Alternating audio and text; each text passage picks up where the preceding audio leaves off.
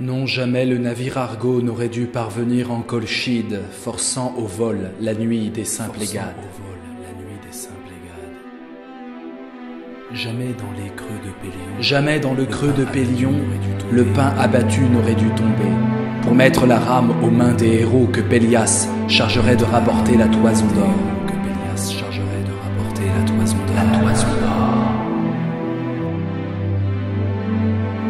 Le cœur étourdi d'amour pour Jason, leur flotte n'aurait pas ramené Médée, le cœur étourdi d'amour pour Jason jusqu'au tour d'Ioclos. Pour avoir incité les filles de Pélias au meurtre de leur père, elles ne devraient pas habiter aujourd'hui ce pays de Corinthe, avec Jason et ses enfants. Médée, elle, en ce temps, en plein accord avec Jason, et le salut est assuré lorsque femme et mari vivent en harmonie. Mais voici que tout se tourne contre elle, atteinte en son bien le plus cher.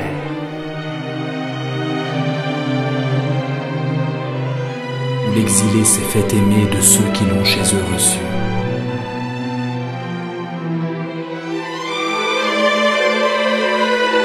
Mais voici que tout se tourne contre elle.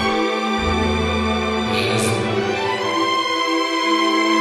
Pour avoir incité les filles de Pélias au meurtre de leur père, elles ne devraient pas habiter aujourd'hui ce pays de Corinthe, avec Jason et ses enfants, où l'exilé s'est fait aimer de ceux qui l'ont chez eux reçu. Lorsque femme et mari vivent elles, en ce temps, en plein accord avec Jason, et le salut est assuré lorsque femme et mari vivent en harmonie.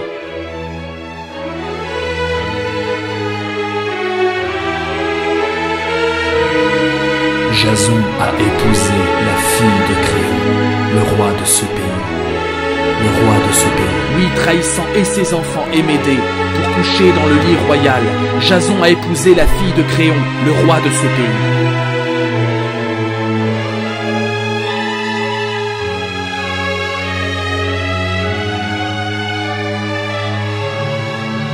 Médée, l'infortuné et l'outragé, invoque à grands cris les serments, la sainteté des mains unies.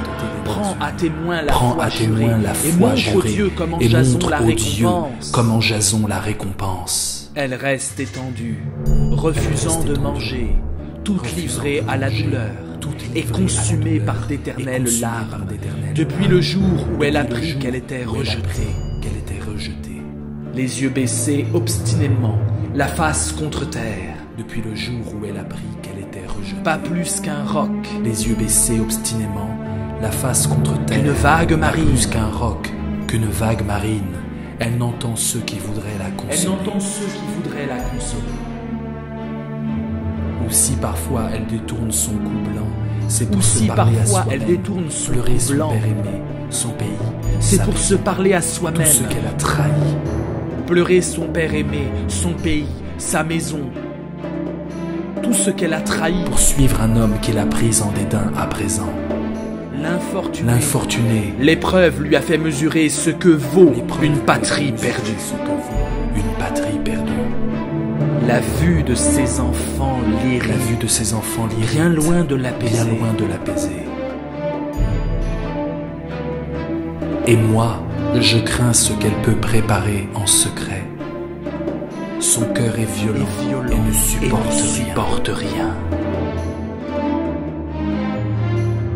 Je la connais bien et je la redoute.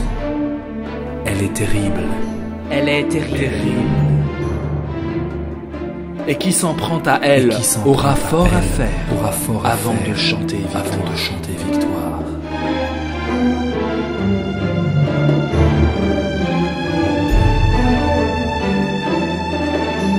Elle ne devrait pas habiter aujourd'hui ce pays de Corinthe, avec Jason et ses enfants, où l'exilé s'est fait aimer de ceux qui l'ont chez eux reçu. Lorsque femme et mari vivent en harmonie,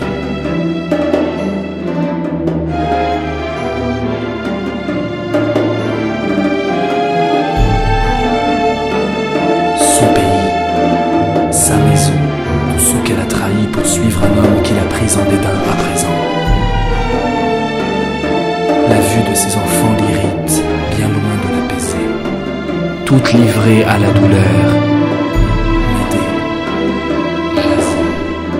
et consumée par d'éternelles larmes, depuis le jour où elle apprit qu'elle était rejetée. Une vague m'arrive,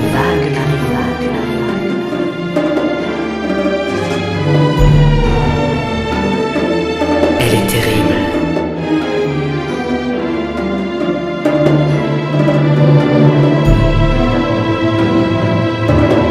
La vue de ses enfants l'irrite, bien loin de la maison.